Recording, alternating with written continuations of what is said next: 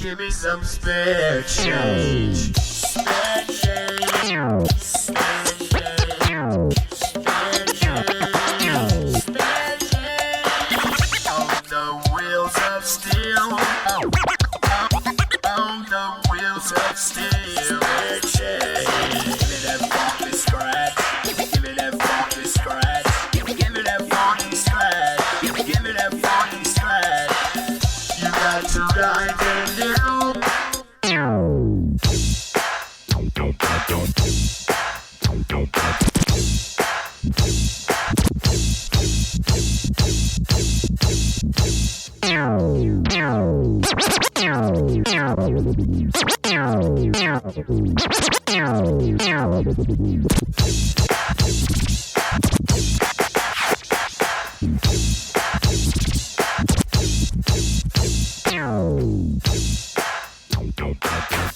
What's up, everybody, and welcome to the Passionate DJ Podcast. I'm your host, David Michael. I'm with my co-host, Tony DeCero, and our special guest DJ today is the one, the only, Spare Change. Thank you so much for joining us, man.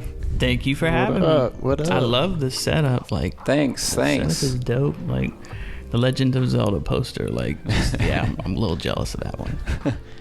So, tell us just a little bit about, you give us a couple accolades. You're 5 times DMC champion or US finalist? Yeah, and I was the vice champion in 2013. And I think I placed third in 2016. But I was been at 2005, 2006, 2013, 2016, 2017, I think. And there's been Thre3style, I think, was in there, and I won the Indianapolis Thre3style regional, and was in the US Finals in that in 2015. Man, so how long have you been doing this? 96, 97-ish. So 20, how many years? 24 years? 24, 25 years. Yeah. Were you playing hip-hop or top 40? Or what everything. Did you come into? Yeah? Everything since the start. I mean, my basis is in hip-hop, but even since the beginning, before they even had what they would call open format DJs, I was always into whatever. So did you come straight into it with with scratching and turntablism as we call it now, or not 100%? Somewhat, yeah, because I had wanted to scratch. I listened to the local people on the radio, of course. Ike B, who you've had in here, was one that influenced me locally. I would listen to him, and I would listen to Funkmaster Flex tapes and stuff like that. And so I don't know, I got interested from there, and then I didn't really find out about I was kind of naive. I thought I just assumed when I started that all DJs battled. I thought that I thought that every DJ was into scratching and battling.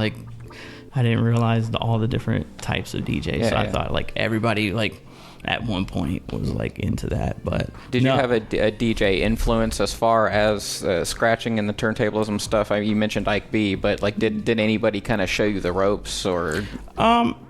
He did somewhat, but for the most part, for the first about 3 years or so, I just kind of learned on my own just by doing.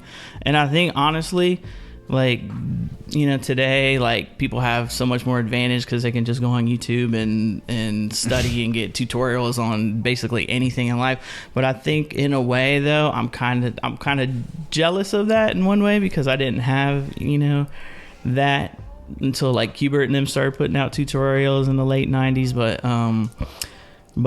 I'm also kind of glad that I didn't learn that way, because I feel it made my style way different than. I feel everybody that learns sometimes from scratching school or tutorials and stuff, they kind of develop a similar style to all the other DJs, so they all kind of sound the same. It's kind of robotic. But I feel back in the day, that's the one thing that was a little bit better about turntablism then versus now. It's when you went to a battle or even a hip hop event or something, everybody was so much different from each other, and there was more regional styles too. The West Coast DJs were way different than the East Coast DJs versus the Chicago DJs. And you don't feel you can tell them apart now in the way really. that you could? It's not quite the same. There is still some regionalness to it, but for the most part, everybody's kind of like on the same page. Like some of the old school guys will kind of stick to the original like West Coast styles. Like a lot of the Bay Area guys are like still more into scratching and stuff than versus like East Coast guys who are into like juggles and blending and stuff like that. But yeah, I feel like now it's very difficult to tell apart, even like worldwide. Like even like back then, like Japanese DJs were way different than like German DJs, and German DJs were way different than American DJs. Now even like worldwide, like most people are still kind of, there are some like unique ones still today, but I feel like in a general sense that more DJs are alike than they are different now. All I wanna say is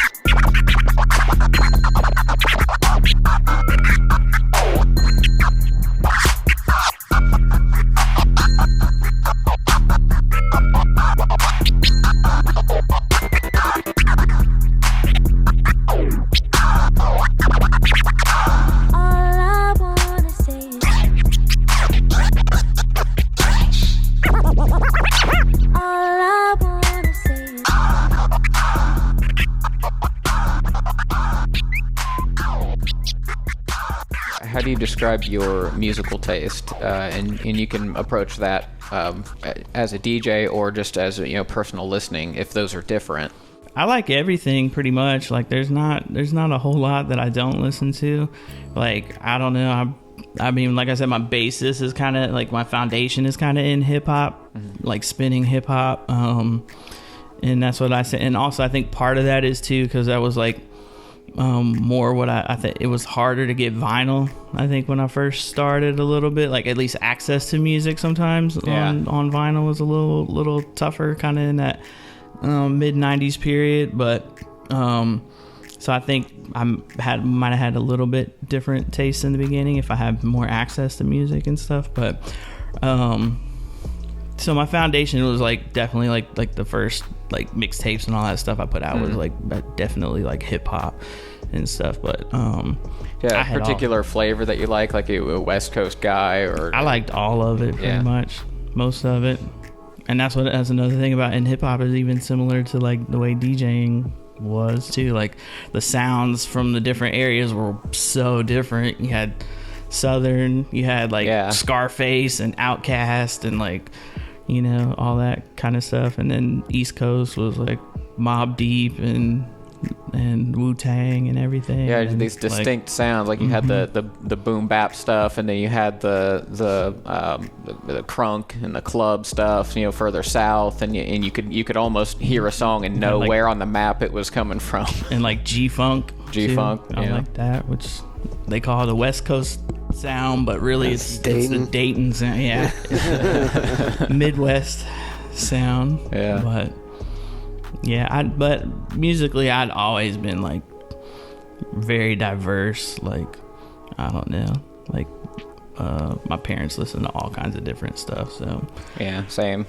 So I looked at. I probably have my mom's taste in music more than anybody. She listened to like Herb Albert, and so I listened to some jazz. She played a lot of jazz, and she even listened to like old big band stuff and like modern stuff too. So I got a little taste of everything. But when you do routines, do you go back in those eras and use some of that music, or do you stick with strict current stuff? No? For sure.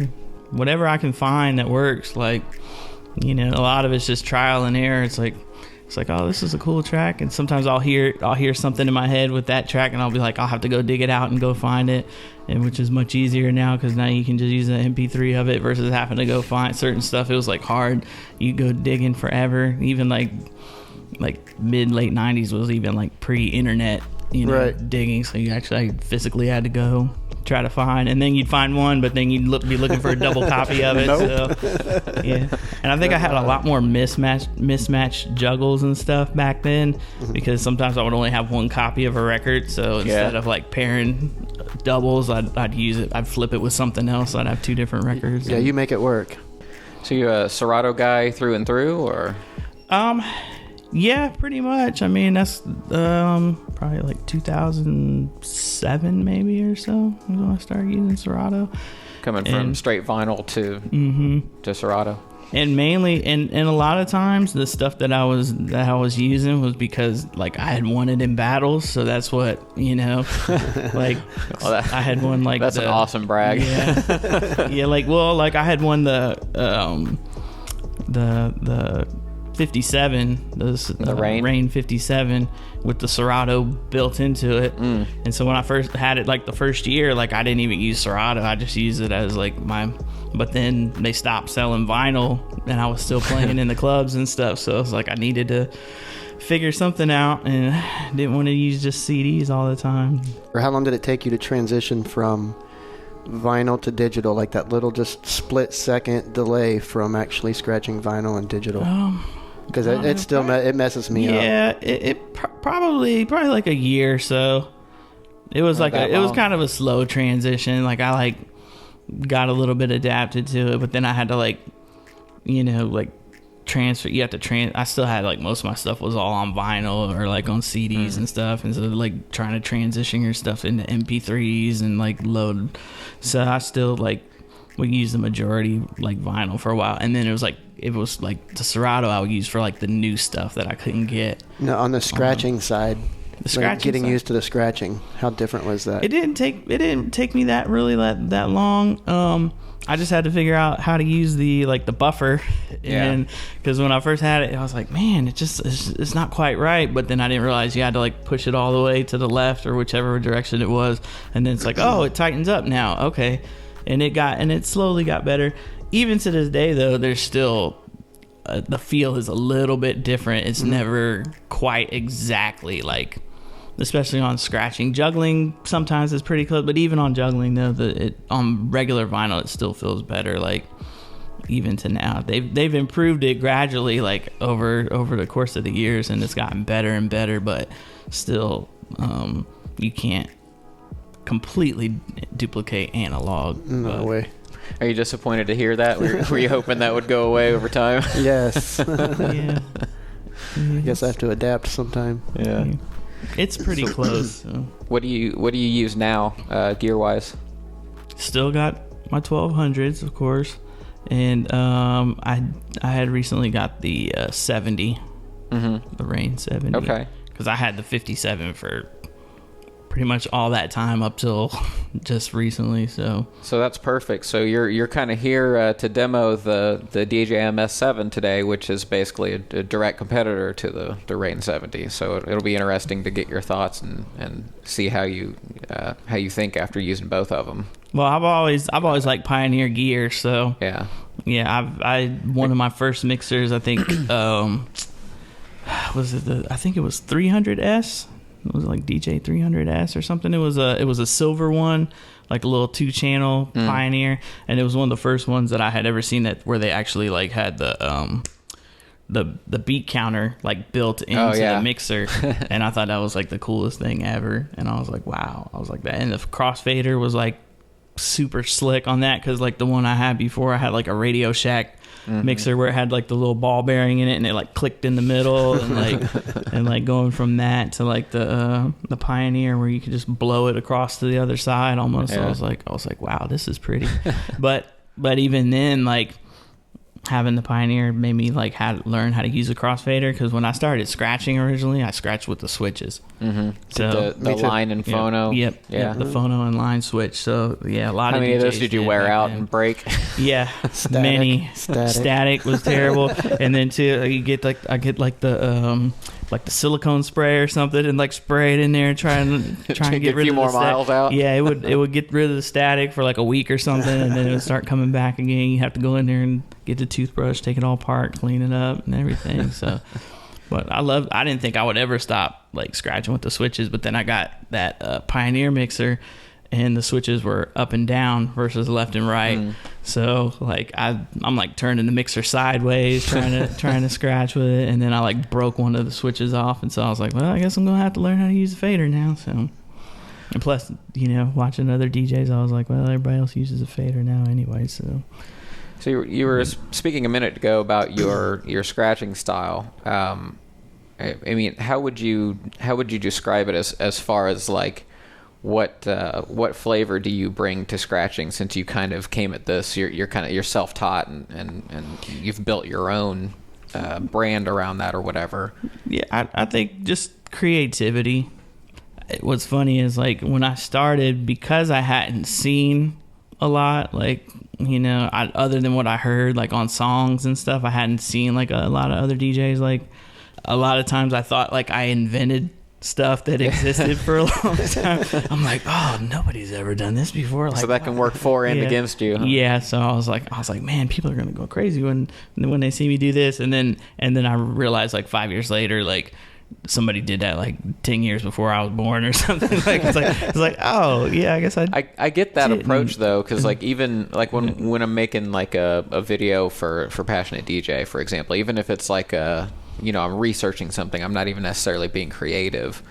There's this I don't know, I kind of lost my train of thought there. You don't want to like imitate something else, you don't know what all exists out there, so you're kind of checking to see if has anybody done something like this before. Let me see. Yeah, so that S7, for example, like I didn't go and watch like 5 or 10 review videos of it before making my own, because I don't want to like even unintentionally be influenced by it. I want to make my own, and then when I've kind of made it, then I go check them for reference. Is there stuff that I missed, or something I should have mentioned? And then I'll write it in my own way, and I'll feel okay with it. But I don't want to just copy somebody's style, and I think that's kind of a similar thing. And that's the one thing I hated about the Thre3style battle versus like the other battles, is that in the Thre3style battle you get 15 minutes. Like that's an eternity in a DJ battle. And so like I would come up with stuff for like a routine, or I'd come up with an idea or something for a routine, but in DMC, I could always just go back and watch the tape of the previous years and see what, I was like, anybody do anything like this? Okay, well, I'm going to try to take something, and every year I would try to do something like way different, like so to be unique and stand out. And it didn't take that long to go through all the DMC routines and see what everybody else was doing to not do that. But with Thre3style, like I'd come up with an idea and I'd be like, I'm going to dig this one out of the crates. I bet nobody's used that.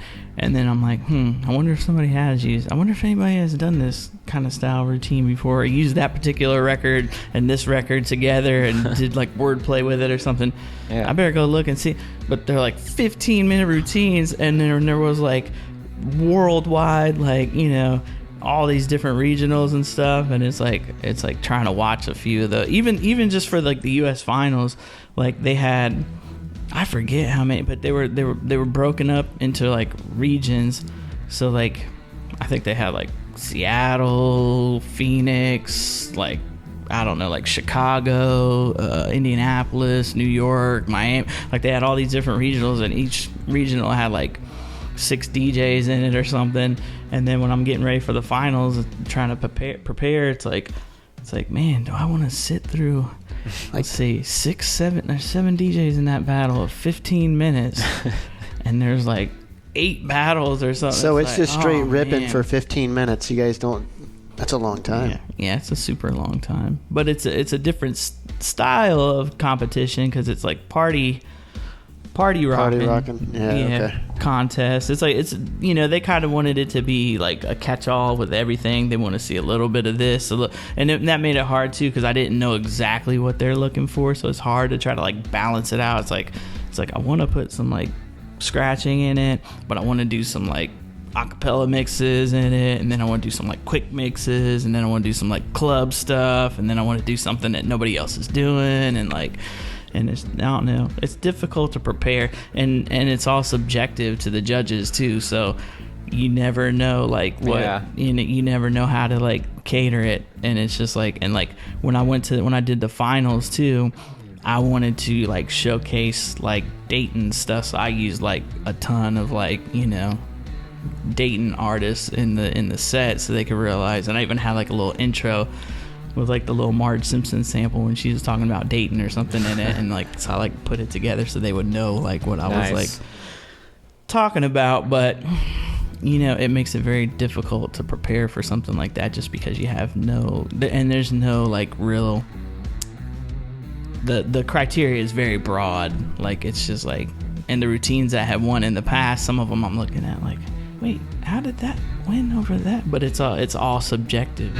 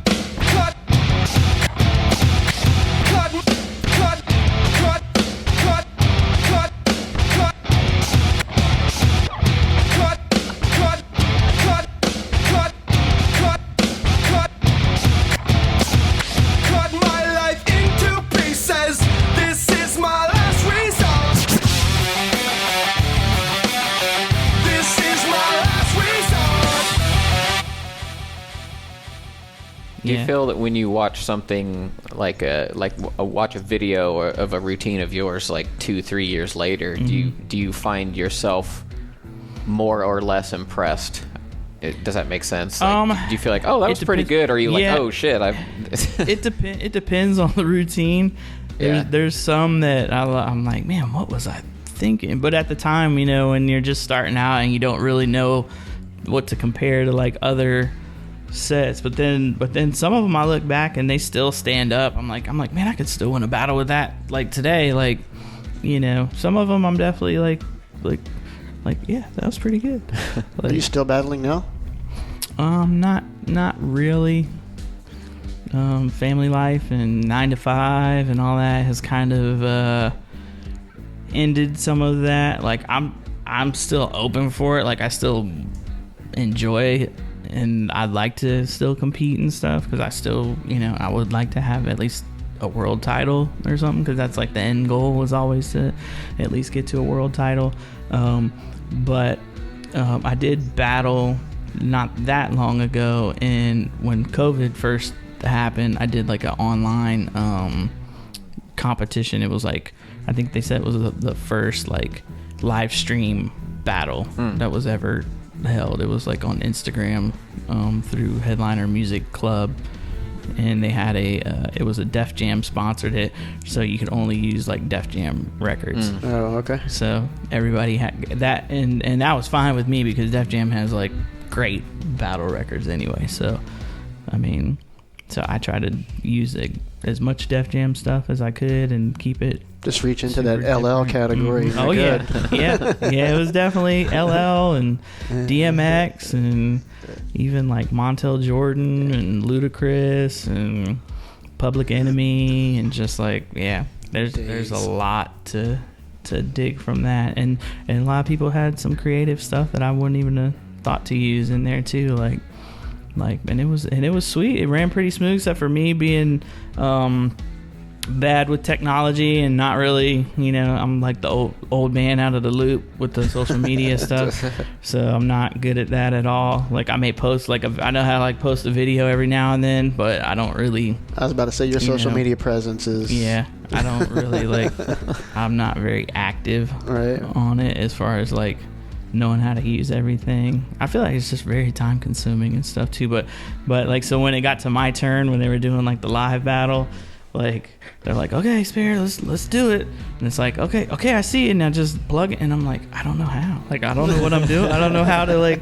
I got the camera set up. I'm like, if it's not consuming your life now, then don't even let it. Just keep rolling with it. You're good. How do I do this? And my wife was watching it upstairs, and she's like, what are you doing? They're waiting for you. Like I don't know how. She's like, just give me the phone. Like I'll do it. And she like hooked it up. Next thing you know, they're like, oh, we can see you now. But I saw when I was trying to show you, I like posted into because it had like the little chat thing going, and when people were responding to all the battles and stuff, and they're like, Spare, where you at? Da-da-da. And like I had to type in there, I'm like, what exactly do I do or something?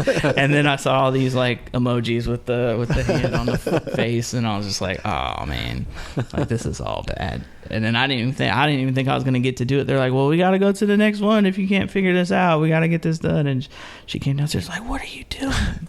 Like, let me see it. Look, you do this. This is how you do it. And I'm like, well, I've never did it before. Like, I have no idea how that works, but it ended up working out, and I got to pull off the set clean. And I think there's quite a few people watching it too. There's like several hundred people were in there live streaming it, and a lot of people watched afterwards. So that was cool. I mean, I liked that. I mean, it was like quick too. Like I found out about it. Somebody like mentioned it to me like one day, like a day or two before like the deadline to enter. So I threw a video together real quick, posted it to them, and then they accepted it. And then like they're like, oh yeah, by the way, in 3 days is the final. And I'm like, oh, well. And so, and I always so I put together a whole new like routine for the final, thinking that that's what everybody else is going to do. But like it seemed like most of the people just use the same set that they use for the like prelim for the final. Wow. So I was like, oh. Are you like a work under pressure kind of guy? Yeah. I tend to do bad, and I procrastinate about, especially with battles and stuff. I'll procrastinate about it and then throw something together at the last. There's a lot of battles that I won where I hadn't even planned on like battling, like the Scribble Jam that I won the year I won Scribble. Like I wasn't even gonna battle in Scribble that year. Like I was supposed to be at work. I think we were working like 12-hour days, like 7 days a week mandatory at Delphi, and I wasn't even gonna battle. And then like my buddy Terrence and some of them were down at Scribble. They're like, oh man, you should come down here and get in the competition. And I had been in it like the year before, I think. And so I like, I was cool with like the animal crackers and stuff at that point. So they were like, yeah, you can battle if you want, you're in the battle if you want to do it. And I'm like, man. And I like literally like threw my routines in the bag. It was all vinyl, so I just like threw my records in the bag and like went down there with like low expectations. Like, man, I haven't practice for this or anything, and then ended up winning like that year. So I was like, oh. That's dope. I was like, oh, I guess I'm glad I came. I don't know, it's happened like that a lot. A lot of times at battles that I was like most prepared for, that I thought, oh, I'm ready for this, and then I don't end up winning. And then ones that I wasn't even gonna do, that I just decided to do at the last minute, I just like jump in and end up winning. So how are your nerves and anxiety for competition? What's that like when you're, what's that pressure like? I guess take us to that moment. Yeah, it definitely is different. Like especially like your first few ones, if you haven't done one before, like it is leading up to it. I feel like, at least for me, like I'm like super nervous before the competition, but once I actually get like on the stage and the crowd's ready and everything, like then it like the nerves kind of go away a little bit. Get into that zone. Like, yeah, it's like, I don't know, you get kind of an adrenaline rush from it a little bit. So like because you're the only thing that's on stage, like when you're DJing for like a band or for like a artist, the attention is usually focused somewhere else, and you're just kind of like the background. Yeah. But like so it feels a little different when you're doing that versus when you're in a battle. Like, that's as judgmental as people are going to get, because they're expecting you to be good. They're expecting you to do something, and people will let you know if you're not good. So absolutely. So yeah, it is definitely a fight or flight response, and some people are really good at that aspect of it, and then other ones like that can be really good in their bedroom. They like crumble under the pressure. It's just it is a lot of pressure, but it's also exciting once you're up there, because you're like, all the eyes are on me. Like, it's my time to do. This is what I've been working on. It's time to showcase it and let the chips fall where they may. And plus, in like the head-to-head, especially in the head-to-head ones, if you're like competitive by nature, then you'll like be ready for it. But it takes, I don't know, certain people are definitely more adept to that than others. But there's been some times where I just like your hands get shaky and you're just like, oh my gosh, what am I gonna do? Do you have a routine, or do you I have one beer, or I smoke a joint, or I meditate, or like, do you have something that you do to chill, or you not really? Yeah, I used to, I would drink sometimes before like a battle, but you have to be careful, because you can't, if you overdo it, that's gonna mess you up too. Get sloppy. Yeah, because that happened to me one time at the Guitar Center National Finals in LA. Like they had like open bar and like all this food for us backstage and stuff, and so they had like the different people bringing us stuff, and I was super nervous for that one, because there was like 6,000 people or something in the crowd at that one. And that one, Kanye performed, Common, Talib Kweli, Madlib, Diplo. Like it was a lot of, and the judges too. And I think I was even less nervous about the crowd, but the judges were like Babu and Revolution, and like I remember meeting Revolution like the night before at like a radio station, and he looks over at us and he's like talking to, he's like yeah, and Revolution was one of my heroes. Like he's one of the dopest DJs ever to me, and so I'm sitting there like, wow, this is cool hanging out with Revolution. And he looks at us and he's like, yeah, I'm expecting to see some shit tomorrow. Like I'm like, oh. I was like, oh man, I'm like, he's so much better than me. There's nothing that I can do that's gonna impress him. I was like super nervous. And then like when the first person went on with the crowd that big, it went from like all the other crowds I had played at, you could hear like individuals just like, yeah, da, da, da, da, da, and to hearing like and I was like, oh boy. But then once I finally like made it to the stage, it was like this huge I didn't want to get off when my set was over. It was like they had the huge spotlights on us. Like DMC from Run DMC was like the host, and like, oh nice, and like the crowd was just going nuts. And then you just look out and it's this sea of people, and it's like when it was over, like I just didn't want to leave the stage. I was like, oh my gosh, this is the best feeling ever. Like, please don't let it end. Can I do something else, please? Like it was pretty fun. But how did you and Tony meet initially? Oh gosh, It's probably been like 15, 16, 17 Hammerjack's years? days? Yeah. Okay. Like, so... Probably like 2005, 3. 05. Yeah. No, I didn't come back until 04, and I didn't really get back into the club scene till later that year. So, like 05, probably 05 and forward at some point. Yeah, I can't remember the first time. I feel like I've known him forever though. Like I just can't remember the initial. Well, what are some of the shows that I know you've booked him a few times? Mm-hmm. I had him for my 40th birthday. He played for me for my 40th birthday. Craze? You played the Craze show, didn't you? Didn't you come play the Craze show?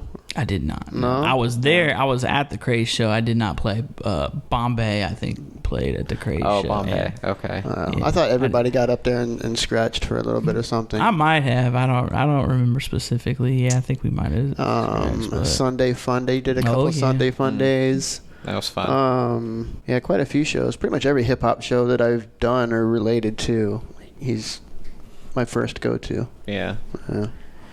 We've had Tony at several of our shows as well. I think at Atmosphere and at Tribes Vibes. Yeah. That was cool. That was a wild. That was cool, man. Swamp was setting people on fire, and I was just like, set my turntables on fire. And Good Vibes is like, Spare, he's gonna destroy your turntables. Look at how much lighter fluid he's got, man. He's gonna destroy your stuff. And I'm sitting there looking at it, and Manuel's like, Swamp, man, I have all the respect for you in the world, bro, but I'm not letting you set my turntables on fire. Man. I'm not gonna do it. And I'm like, what do? I'm like, this is kind of what we booked him to do, like. I was like, I just got it. And Good Vibes just kept egging me on the whole time. He's like, look, he's getting ready. He's getting ready. Say goodbye. He's like, they're getting ready. He said, they're getting ready to burn, man. They're getting ready to burn. And he was drinking and smoking too. And he was like, I was like, oh man, he's not paying attention to what he's doing. He's just going to like burn my whole mixer up and everything. And then he was like setting people on fire. So he's like, who wants to set on fire? And he played like way past his slot time too. He's supposed to play for like an hour, and he's playing for like 2 hours, 3 hours, like pushing everybody else's set back. And I'm just like, all right, this is getting out of control. But he was having fun, and the crowd was having fun. But I got nervous when he was like, "Yeah, he wants a fireball." Like I was like, "Oh gosh." Who was the guy? You guys had a chef out there too at Tribes Vibes. Yeah, we had chefs. That was insane. Yeah, we had everything. Every meal, like breakfast, lunch, and dinner, was all chef prepared. Oh, wow. It was like an outdoor festival. Yeah. But yeah, we had a chef cooking for like all the bands and stuff. I mean, we had over 100 acts like on the main stage. Like it was, yeah, it was cool. Yeah, and then we had we had like 2 EDM tents like set up, like, so it was music going 24/7, like from early morning the next day to the next day to the night to the. Yeah, it was Friday through Sunday. Yeah, I had a good time, but I was stressed out at the same time because it was so much. I think we bit off a little more than we could chew because we didn't want to say no to anybody that wanted to be part of it. We're just kind of like, hey, yeah, we'll take another band. Yeah, we got a slot open at 10 a.m. Yeah, we'll have another band here. Yeah, we'll have somebody open up there because we had an MC battle and and that was one of the most popular parts. Knowing what I know now. Yeah. I would have never have agreed to any of that. There's no way with like sound checks and how many different hook-ins and hookups and changeovers and boom. It's like, it was a nightmare. You have to, spaghetti. And then we got ripped off by the venue too. We had a contract where it said they basically at one meeting they said, here's how we're getting $5 off of every ticket, or we're charging for parking and we're keeping all the parking money. And so we're like, well, keep the parking money then. We'll do $10 a car, and then people can just carpool and split it, $250 a person or something, you know. I was like, so we figured that would be the best way to do it. And then when the actual day of the show came, then they said, oh no, we get both, or we pull the plug right now and you have no power. Wow. Like they're like, we get the $5 off every ticket, and they wrote it like on the contract, like on top, and we're like, what? How do you do that? I've heard some pretty bad stuff about that venue. Yeah, it was. Are they even still around? I have no idea. That's super shitty. Wow. Yeah, they met, and yeah, we ended up losing, and we had to, you know, they put their person at the gate to like take their money and stuff too, and they're just basically like, yeah, we're either doing that or we're shutting your show down right now, and you get no money. So we ended up losing big on it, but you live and you learn. I mean, we had a good time doing it, but it was just it was stressful. Like, well, and changing the tone, then, do you have like a favorite gig ever? Like where you just you felt the warm fuzzies and you were in the zone and you nailed it. You had the crowd, and I've had a lot of those. There's a lot of gigs that I like the group shows sometimes more than just like doing individual gigs. Like I like playing out on my own and stuff too, but I like the big shows with like a lot of different people, or when you get to play, or your friends get booked with you and you get to play like together and stuff. I've enjoyed those. I did enjoy it. Like I said, even though we lost a ton of money, I enjoyed the Tribes Wives because we had Tony, like Manuel, Ginsu, like every one of my DJ buddies was like there pretty much, was like dope. playing. Yeah. it was very much a social endeavor for you. Yeah, for sure. And like I said, we had a chef. Like we're just like, and then we go have a meal together after that, and then we go watch the other bands play, and then we hop on a golf cart and run laps around. You know, chase each other doing laps around the camp. Because just competition's probably pretty lonely compared to that, right? Like, yeah, I mean, there's a lot of brotherhood and stuff in the competitions though too. Like I made so many friends from battles. Yeah, like, and people from all over the country, because you know, a lot of the DMC and some of those, they had like small pool of battles to choose from, so you'd have to travel to other people's cities. It's not like it just came to, you know, nobody's coming to Dayton to like set up battles, but it's like, so you're traveling to other people's cities, and like, and the more that I won, like in the Guitar Center ones and stuff, like it progressed like to like further away. So like first you'd battle people at your local store, then you go to the next level, which might be Columbus or Cleveland or something. Then you meet the DJs, and because all the DJs from that area all congregate there to see what's going on. And then you meet a bunch from up there, and then you travel to Indianapolis or Chicago or wherever, and then you meet them. And so it's like, you know, when I lived in Illinois, I knew some Chicago DJs, but when I started battling like back in Chicago, I met like everybody, and like, you know, then you meet all because then the radio DJs judge the battles, and so you get friends with them, and then people that I had watched in battles and stuff prior to actually getting in competitions, ones that I looked up to and stuff, were now like the judges and the hosts and things. So then you get cool with them, and it really expands your peer group, which inspires you to get better, and like, you know. Yeah.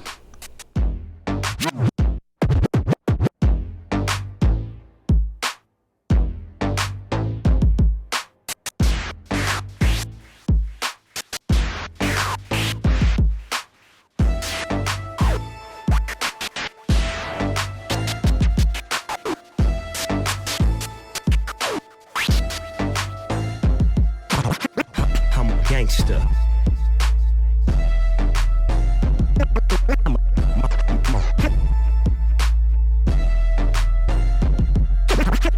I'm a DJ, but y'all knew that. Yeah, I had to do that. I'm a DJ, but y'all knew that. Bad boy, DJ. I'm a DJ, but y'all knew that. Yeah, I had to do that. I'm a DJ, but y'all knew that. I'm a gangster, DJ.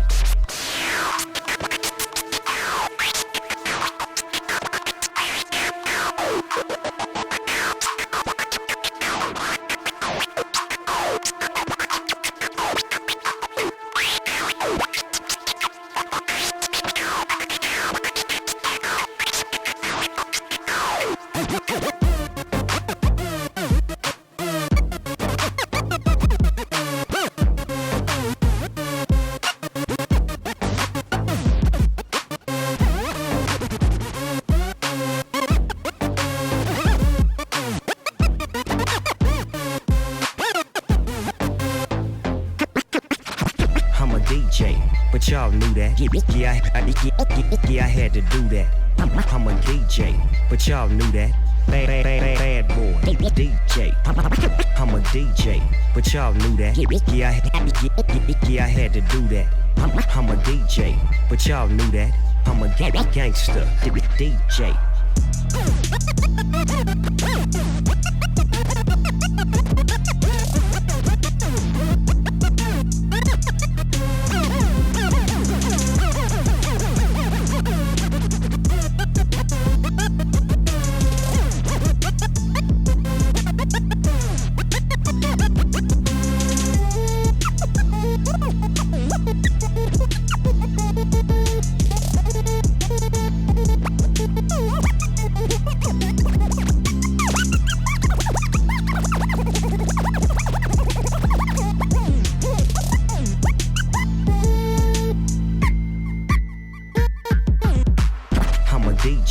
But y'all knew that. Yeah, I had to do that. I'm a DJ, but y'all knew that. Bad boy, DJ. I'm a DJ, but y'all knew that. Yeah, I had to do that. I'm a DJ, but y'all knew that. I'm a gangster, DJ. I'm a DJ, but y'all knew that. Yeah, I had to do that. I'm a DJ, but y'all knew that. Bad boy, DJ. I'm a DJ, but y'all knew that. Yeah, I had to do that. I'm a DJ, but y'all knew that. I'm a gangster, DJ. Are there any like DJs that you've played around that you've looked up to in the industry that have given you that nod? You know what I mean? And you've just been like, holy shit, dude, just like give me props. For sure. Yeah, like there's been a ton. Like how I was showing you that stab scratch, like Mixmaster Ice, like invented that. Like he's one of my heroes growing up. And then meet him and he's like, wow, man, he's like, you're dope. Like it's like, well, like he was at the there was like an old school hip hop show one time here in Dayton, and he was here with like, I think Rob Bass was here, like Dougie Fresh and stuff, and Ike B was we were doing a radio show together at the time, and so like when the shows would come in town, he'd bring them in the studio and have them do drops and stuff for us. And he had one, and he got me one from like Dougie Fresh and all them, and he had one from Mixmaster Ice. And Mixmaster Ice is like, yeah, he's like, I know Spirit Change. Yeah, he's a beast. And so like, I have this drop where it's got him on it saying that, and it was like, when I first heard that, I'm like, wow, that is like I can't believe that, you know, it's like one of my idols in DJing is like you know, giving me so props cool. on something, cool. And it's like, and it still happens like sometimes like on like I've been hit up like on YouTube and stuff by like a lot of DJs I respect will send me a message or something like, man, that was nasty or whatever. Or they'll or even like with like whatchamajay, like the Instagram and stuff like that. Like I'll just, like I said, I don't really know too much about it, but when I log in one time I like logged in and it had like all those little dots on it or whatever, and I like clicked on the thing and it's like Mixmaster Mike likes your this and that, and I'm like, oh, I was like, is that his real thing? Oh, that's his real thing. Oh, wow, you really watched that? I was like, how do I screenshot this and like cut it out? And it's like, and honestly, I like to like of course, you know, being the procrastinator, sometimes like you know how you have like different stuff you set up in your studio, I would like to like take some of those like screenshots and stuff and like cut them out and like put them up in the studio. I think would be like cool, like some of the comments and stuff that I've gotten. But it's like, yeah, and I've had a chance to like scratch with some of the people I love. I mean, I've scratched with Craze and a lot of the guys that I looked up to, like got a chance to like session with them and stuff before too. Got to scratch with Cubert that time. I think, Tony, I thought you were there at the Cincinnati at the, was it the Red Cheetah? Red Cheetah. Yeah, I was there. I came up there with Ike. Yeah, I remember that. Yeah, got to scratch with Cubert at that show. Yeah, like, we did the I can't imagine that pressure, man. That was, do you remember when we did the BT show at Mask for Camel? Columbus had Mixmaster Mike, we had BT, and Cincinnati had who was it? It was Qbert. Oh, it was everybody. It was Grand Wizard Theodore, the inventor of scratch. Rob Swift was there. Yeah. Steve D.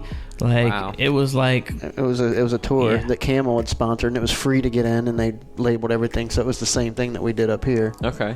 And then all the local Cincinnati DJs, all the Dayton DJs came down, like, and we all, like, and there was just, like, one big jam session at the end, and so there's, like, you know, however many tables they set, we were taking turns, like, cutting with Qbert. There was a lot of people up there. It was pretty cool. Yeah, that's awesome. Yeah, because all the animal crackers were up there, and like Mr. Divs, I think, and it was pretty slick, like, to get that chance. And I found too that like most of them are really cool. Like I said, when Revolution judged me that time, I was like, it made me super nervous, but at the same time, it was like, man, this is like, you know, unreal. Like, you know, how many people get to, you know, look up to somebody in their craft, like how many actors, you know, that idolize Tom Hanks or Denzel Washington or somebody that actually get to work with them, you know. Yeah, that's kind of how I like look at it. Is like, it's very validating, I'm sure, too. Like, oh, I'm really doing this. Yeah, but it's humbling too, because you realize how dope they are. Like like you said, how nervous you are getting on stage, and like those guys are like, you know, the pros pro. Like, they get up there and there's no hesitate, and that's why they're who they are is they get up there and there's no hesitation. It's just, you know, that's one of the main reasons I never scratch in front of people, because I just tense up. I mean, right when you came over earlier and you're just like, oh, show me, I'm just like, no you know, because I just get like, I don't know, I get tensed up. I couldn't imagine. But it's good for you. Like, it's good for you to do that though, because then it eventually like loosens you up to where you can get to the point where, you know, and I'm all for like studying in the bedroom and in the basement before you ever like make it out to an actual show or try to perform. Like, that's how I was. Like I know like a ton of DJs now that like they buy a controller or a turntable setup and they're like, okay, I'm booking shows now. It's like, well, dude, you should probably like, you know, work on the craft a little bit before. Like, I didn't want to. Like, I had no desire to play shows when I started. Like, I don't think I played a show till I was at least 2-3 years in. Like, really? Before I ever took it public. Because people tried it when people found out that when I was first doing tapes, like, because it was before the CDs, of course. When I was first doing tapes, like, people would be like, oh yeah, I want you to play my party. I'm like, nope, not interested. I'm not there yet. Like, for one, my record collection wasn't there yet, so I felt like I didn't have everything I needed to perform. But it almost sounds like you were coming at it right off the bat, like as a creative pursuit anyway, not necessarily like I want to be a DJ as a service kind of guy. Right. Yeah, and that's exactly true. Yeah, I did gigs later on, but yeah, initially it's like, and I feel like the DJs that are the best ones in the world, they do it for themselves. Like, they do it because they like to do it. Like, they do it for, you know, even like now, like when I like produce and stuff like that, like, I don't really like generally like make even like mixes or songs or anything. I don't generally like make it with like a certain other person in mind. Like, I make it like for me, like what do I think's cool, and what I think is, you know, what's cool to me, like, is not always what's cool to everybody else. So there's stuff that I do, like even with battle routines and stuff, there's stuff that I've come up with and I'm like, oh my gosh, this is the dopest thing ever. Like, this is just, oh, I can't wait to showcase this and do this. And then I go out and do it in front of a crowd and they're just like, I'm like, nobody cared. Like, I worked 4 months on that and nobody even cares. And then something that I threw together in like 5 minutes, it was like, man, this is throwaway, this is garbage. And then I do it in front of a crowd and they're like, oh, it's like wait, that wasn't was that good? Like, okay, I'll do it again. And but yeah, I have a bad, and that's probably one of my weakest points as a DJ, is that I'm not good at interpreting what other people are necessarily going to like or think is cool. Like, I'm not, I learned that through trial and error. Like, there's some people that they can recognize right away exactly what people love and what, you know, what people are going to be into. And I only like approach it from a standpoint of what I think is cool, but a lot of times what I think is cool or good is not exactly what other people are going to Well, I think with that react to. That kind of DJing too, it's almost like stand up, right? Like when you, in comedy, you have, you know,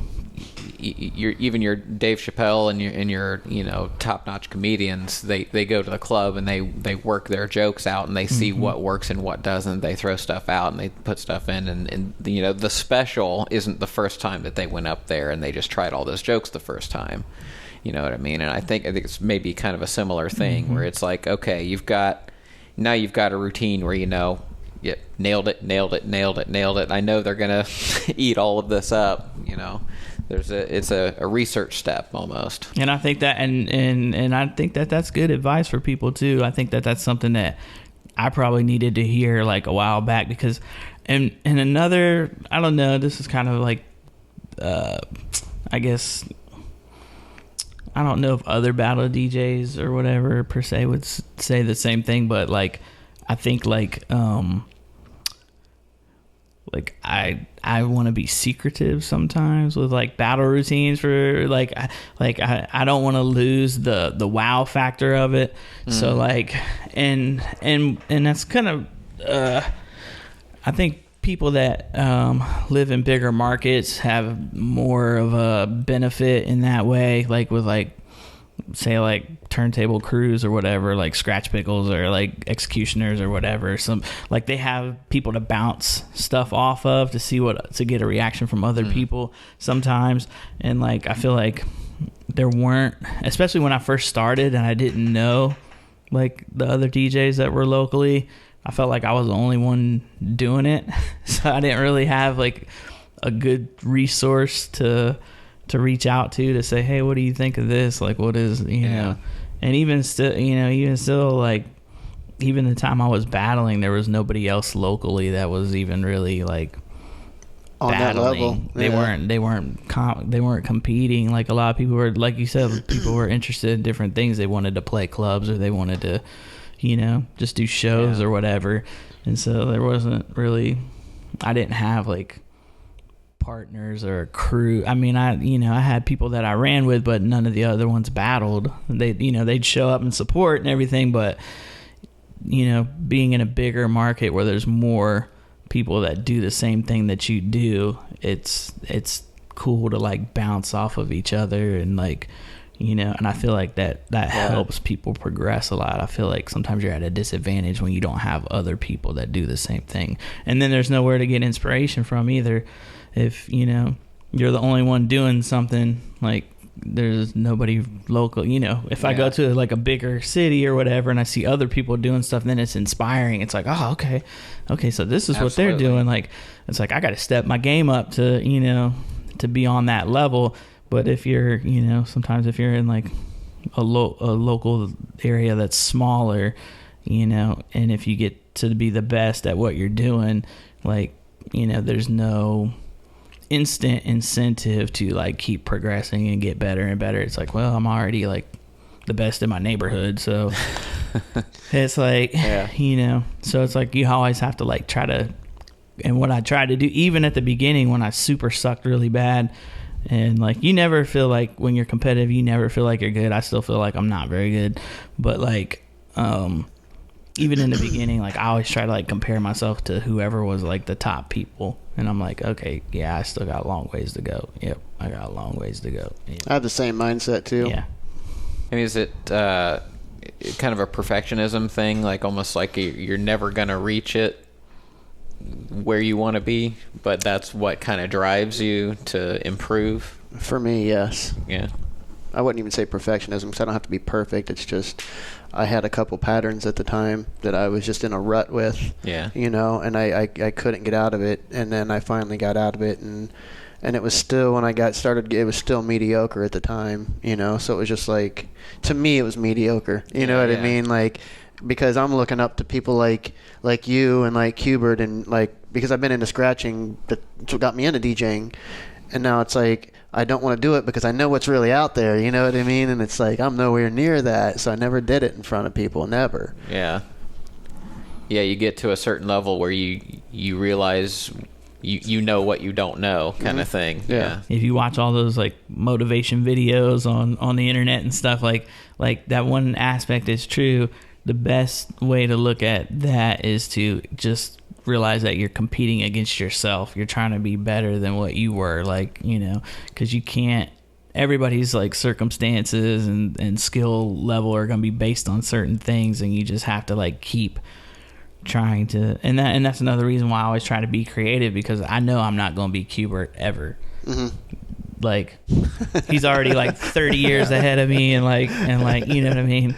That dude lives on Mars. Yeah. Why set an impossible, unattainable goal and just you just quit then? Yeah. There's no point in trying to be like him, because he is one and only, you know. And there's people that are at similar levels that have gotten really far in a short amount of time. But I know for me, like I was always a slow learner at it. Like, it took me a long time to get anywhere.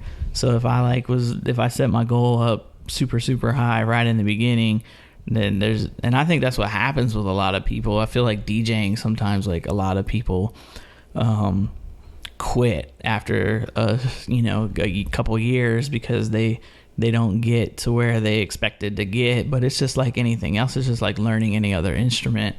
Like, you're not going to be like, you know, this great jazz musician after you picked up a trumpet for the first time. Like, it's going to take time and work, and, you know, you're going to have to win the small victories, you know.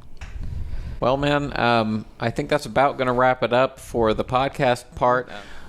So for those of you who are listening at home, especially if you want to watch the YouTube version of this episode, if you're listening in your car, on your jog, or something like that, you can do that by going to passionatedj.com/216. This is episode 216 featuring Spare Change.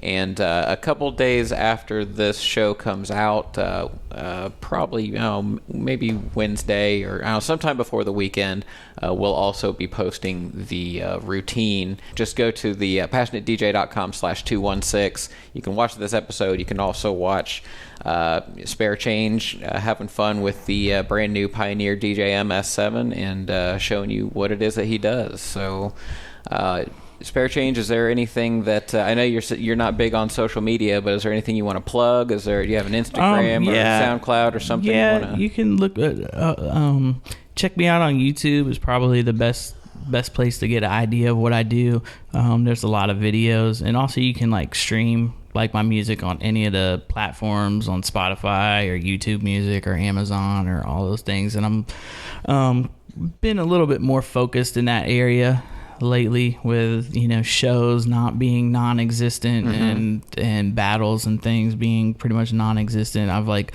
focused a little bit more on the production side of it. So I've been trying to do, you know, I have a lot of stuff that I started, like the most recent track like I put out, like I like made the beat in like 2003. So so there's a lot of stuff that I like started and then like never exactly finished. So I'm trying to like finish a bunch of stuff now. So I'm trying to get as much stuff. Maybe next time we have you back in studio, we can listen to some original productions then. That'll be our focus. That's cool. Awesome. Yeah, that would be great.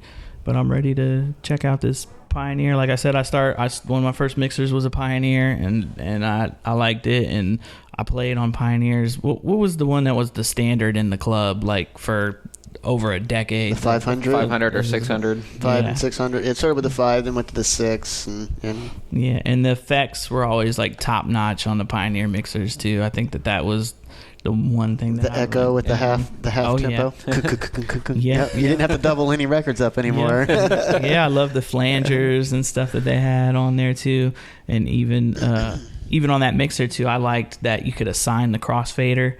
Oh yeah. So you could use whatever, assign it, because I don't remember. There might have been mixers that had that before, but I don't remember them. But I always liked that I could like assign the crossfader to whatever channel too. And I had one of the first CDJs too. That had the effects on it, and it had like a flanger and like the pitch thing, so you could do the chipmunk and the like. I still have a pair of 700s or top loaders. They open from the top. Yeah.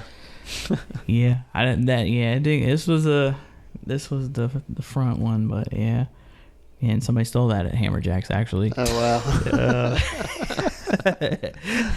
But then I had was it the 800? I think I had when they was it a show at Hammerjack's? Huh? Was it a show at Hammerjack's? It was one of the shows. Yeah, it was one of those shows. Yeah, it disappeared. Wow. But and then I had a it might have been when I had a residency there though too. I'm not sure. I can't remember exactly. I think it was a show though. I'm pretty sure it was a show. But yeah, it disappeared. Like, and I was like, great. Yeah, I've had a lot of equipment stolen and. Yep, been there. Yeah. I was about to say, so is this guy. Yeah. Oh no. What did you? I hope it wasn't too bad. It was a MacBook Pro. Oh no. Everything in my bag with the MacBook Pro, my headphones, it was a Zone 2D MIDI controller with the built-in interface, which back then was uncommon. So it was $400 or $500. Yeah, it was like $3 or $4 grand. Yeah, it was. It's worse than I thought. Yeah, it was lifted from. We got most Are of you it recovered. serious? We got most of it recovered. Most of it. Yeah, not the laptop. Yeah, not the laptop though. And that was supposed to be in. It was supposed to be like all about the love, piecing unity. Like it was just, it was a family thing. Man. I've never said the name of the event. Yeah. I might bleep that out, but yeah. Well, I've protect the innocent. But I've had people that battle DJs have very sticky fingers as well. Yes, I've had stuff lit, needles, headphones, like that. I had one time at one of the Scribble Jams, somebody like swapped my headphones out. We had the same Technique headphones. They're like $170 headphones or something at the time, and we had the same ones. And somebody must have went in the bag and put their one in there. So I didn't even notice it till days later. And then I like got them out. I was like, why do these look all beat up? And like the cups were all, the leather part was all cracked and like crumpled. No. And like they were all scratched up and destroyed. And I was like, wait, this is the kind of headphones I have, but these aren't mine. Somebody took my good ones and put my fresh pair That's and rough. Put this busted dudes pair in LA there. plug walking with your headphones. Yeah. Like, I was like, man. all right, man. Well, we're looking forward to seeing what you can do. Once again, to the listeners, passionatedj.com/216. If you're listening to the audio version, hit up that YouTube version and watch Spare Change's routine. We'll also post a link to his YouTube channel. And until next time, this has been the Passionate DJ Podcast. Keep on spinning.